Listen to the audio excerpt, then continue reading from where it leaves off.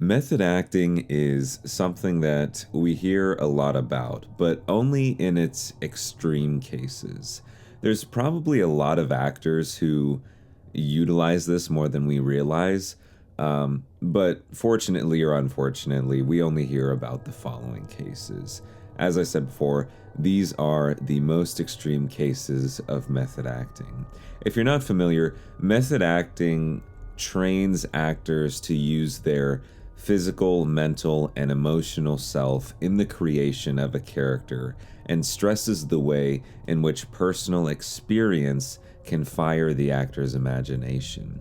That's a very wordy definition, but a lot of the time it involves an actor staying in character on and off camera, doing things to change their physical appearance, such as losing a lot of weight or gaining weight, perhaps only eating the diet of what their character would have actually, eaten, things like that. So I hope you guys enjoyed the video. Thank you so much for stopping by. And if you like videos like this and you would like to see more, be sure to click that subscribe button.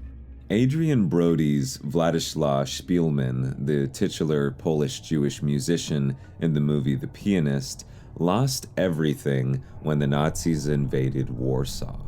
For the role, Brody starved himself to fully understand what he describes as the hollowness and the emptiness that Szpilman went through. Brody also moved out of his apartment, sold his car, and moved to Europe in order to completely commit himself to the character.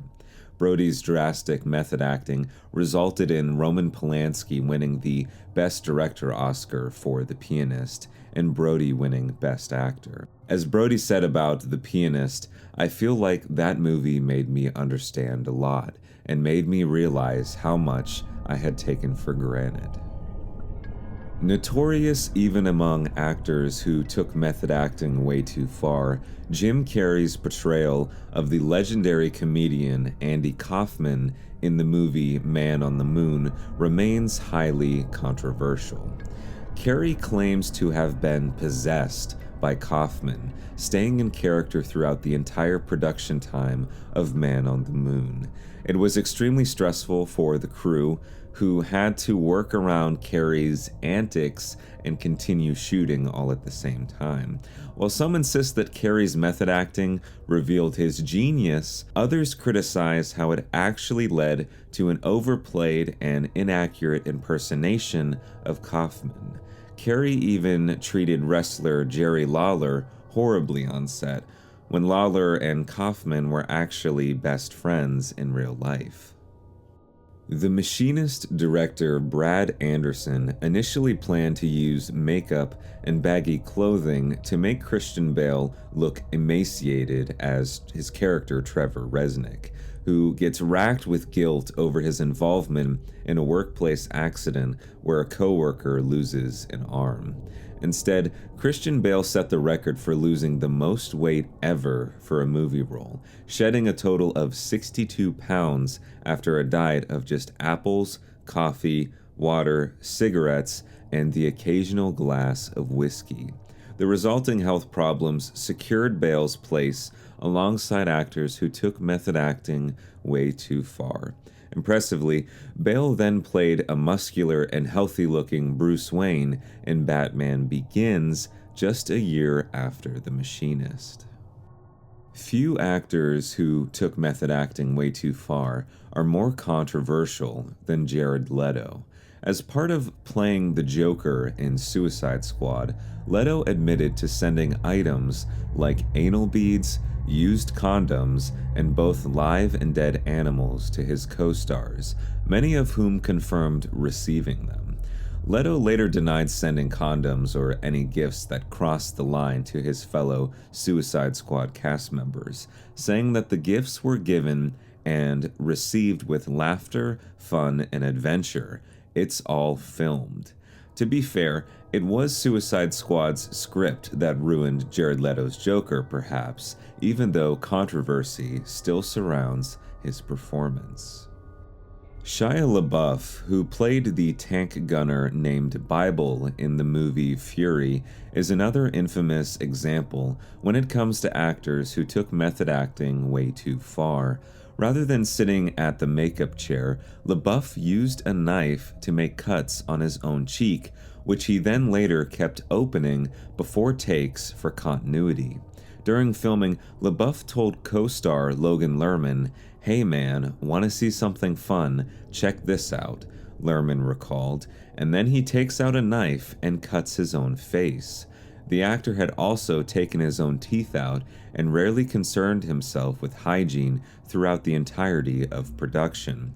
Undoubtedly, this led to one of Labuff's best ever performances. Leonardo DiCaprio's role as the fur trapper Hugh Glass in The Revenant cements his place among actors who took method acting too far. At the same time, it also famously won DiCaprio his first ever Best Actor Oscar, which many felt was long overdue. To achieve his Academy Award-winning performance, DiCaprio essentially trained to become an outdoorsman, camping in the wild before shooting in order to withstand crossing freezing rivers and wild terrain on screen. Most notably, the scenes where Hugh sleeps inside an animal carcass and eats the raw liver of a bison are real, which is even more impressive considering that DiCaprio is a vegan. Many performers who took method acting too far were inspired by the results achieved by actor Daniel Day-Lewis throughout his career, and one of his most influential roles is William, nicknamed Bill the Butcher, straight from the movie Gangs of New York. Apart from catching pneumonia by insisting on wearing only clothing authentic to the film's time period, Day-Lewis infamously picked fights with strangers while in character. He also wore glass contact lenses and learned to touch his covered eye with a knife. Not surprisingly, the pressure of getting extremely attached to his characters is a huge part of why Daniel Day-Lewis retired from acting. Winning the Oscars for Best Actor and Best Makeup and Hairstyling, Gary Oldman's Winston Churchill in the movie The Darkest Hour is what happens when an actor and film crew share and understand the director's vision. Apart from the 14 pounds of prosthetics and facial contorting Oldman put on to deliver a convincing performance, he also reportedly smoked 400 cigars to embody Churchill's historic love of Romeo y Julieta Cubans. "I got serious nicotine poisoning," said Oldman, who was replenished with a new cigar for each of the 10 to 12 takes needed for a single scene. To be fair, it led to one of Gary Oldman's best transformations. In order to properly breathe life into the marooned FedEx analyst Chuck Noland, Tom Hanks lost 50 pounds. While this was apparent on screen, what many might not be privy to is how he also didn't bathe nor cut his hair for the role. It's unclear exactly how long this went on for, but it was enough to give Hanks a staph infection. Hanks risking his health to properly embody a role is actually consistent with his reputation for being a highly dedicated actor. That said, it's still surprising that Tom Hanks took things this far, as he is not known for being a method actor. Brody saw some of the most extreme examples of Nicolas Cage's method acting. To understand what his character, Al Combato, went through as a U.S. soldier during the Vietnam War, Cage pulled out his own teeth without any anesthetic. When Al needs to wear bandages after getting injured in a bomb explosion, Cage didn't remove the bandages for 5 weeks, which resulted in painful ingrown hairs and acne once they were finally removed. While he's a common example of actors who took method acting too far, Cage's performance helped Brody win the Grand Prix Spécial du Jury, the Cannes Film Festival's second highest accolade. In 2008, The Dark Knight was released to critical acclaim. Heath Ledger's disturbing portrayal of Batman's sinister nemesis, the Joker, elevated the film to classic status. but tragically, he wasn't around to see it. The Australian actor died at age 28, having accidentally overdosed on prescription medication while the movie was in post-production. Prior to this, Ledger had gone above and beyond in dedicating himself to the role of the Joker in a performance that would posthumously earn him an Oscar. As part of his method acting, he locked himself away for weeks, keeping a diary which was subsequently shared with the documentary makers behind 2012's Too Young to Die. The diary contained a wide array of manic musings depicting hyenas, clowns, comic strips, and Alex DeLarge from Stanley Kubrick's cult classic film A Clockwork Orange. Ledger also went all out physically, encouraging co-star Christian Bale, who portrayed Batman, to actually hit him during an interrogation scene. Speaking to The Hollywood Reporter, Bale recalled, "As you see in the movie, Batman starts beating the Joker and realizes that this is not your ordinary foe, because the more and more that I beat him, the more he enjoys it, the more that I am giving him satisfaction."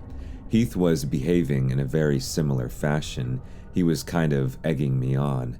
I was saying, "You know what, I don't really need to actually hit you. It's going to look just as good if I don't." And he's going, "Go on, go on, go on." He was slamming himself around, and there were tiled walls inside of the set which were cracked and dented from him hurling himself into them. His commitment was total. On top of this, he fully immersed himself in every facet of the portrayal, reading comics, training his voice, and working with makeup and costume departments on the look of his character. Given the great lengths that Ledger went to, it was rumored after his death that the strain of this role had impacted him mentally. Rooney Mara's role in The Girl with the Dragon Tattoo shows a good example of what an actor will do in terms of body modification. To play the punk hacker Lisbeth Salander, Mara bleached her eyebrows, chopped off her hair, and had her eyebrow, lip, nose, and nipples pierced. That's in addition to learning martial arts, skateboarding, and motorcycle riding. A lesser known but equally uncomfortable feat for Mara was during her recent performance in A Ghost Story, where her recently widowed character sits down on the floor and eats an entire chocolate pie in a single take before running to the bathroom and vomiting it up. Even more bizarre, Mara claims to this day that this was the first and last time that she'd ever tasted pie. South Korean actor Cho Min Seok may not be a household name here in America, but film buffs will recognize him as the star in Park Chan-wook's psychological horror action film Oldboy. Min Seok plays a drunken businessman abducted off of the streets and held in a windowless hotel for 15 years. Min Seok's dedication to the film involved going through some of the same brutal tortures as his on-screen character. This included using a hot wire to burn his flesh for every year his character was imprisoned, and eating an entire live octopus in one take. To portray the blind musician Ray Charles in Ray, a role for which he won his first Academy Award, former In Living Color comedian Jamie Foxx glued his eyes shut for up to 14 hours a day during filming. Foxx also lost 30 pounds to more accurately convey what Charles's body looked like after his heroin addiction. Following in De Niro's footsteps, Foxx had also had a cosmetic dentist chip his teeth to resemble that of the musicians. And that's just the physical stuff. For his role as a schizophrenic cellist in The Soloist opposite Robert Downey Jr., Foxx almost had to quit the film after spending too much time in the character's head. His manager was so concerned about the client's mental health that Foxx was sent to a psychiatrist, which allowed the actor to finish the film without losing his mind. Though she claims that she can't be considered a method actress, Natalie Portman, who has been on the job since she was 11 years old, definitely has made some drastic changes to her lifestyle for roles. For Darren Aronofsky's Black Swan in 2010, Portman trained up to 16 hours a day and lost a total of 22 pounds. The actress also suffered more than a few injuries, one severe enough, a dislocated rib, to put her out of production for a short period of time. In the drama Sea of Trees from 2015, Arthur Brennan, portrayed by Matthew McConaughey, travels to the Okigahara forest in Japan to commit suicide. In the forest, he meets Takumi Nakamura. As they reflect on their life, Arthur recalls his deteriorating relationship with his wife Joanne, portrayed by Naomi Watts. In an interview with Vanity Fair from 2015, Watts and McConaughey wrote each other letters while staying in character. Watts and McConaughey's characters didn't share many scenes together in the film. Their emails would range in length, and they covered the complexity of marriage of their characters. That's all I have for this video. Thank you guys so much for taking the time to check it out. For those of you who celebrate Christmas, I hope you have a wonderful Christmas season. For those who don't, I hope you have a wonderful holiday season. And I will see you in the next video.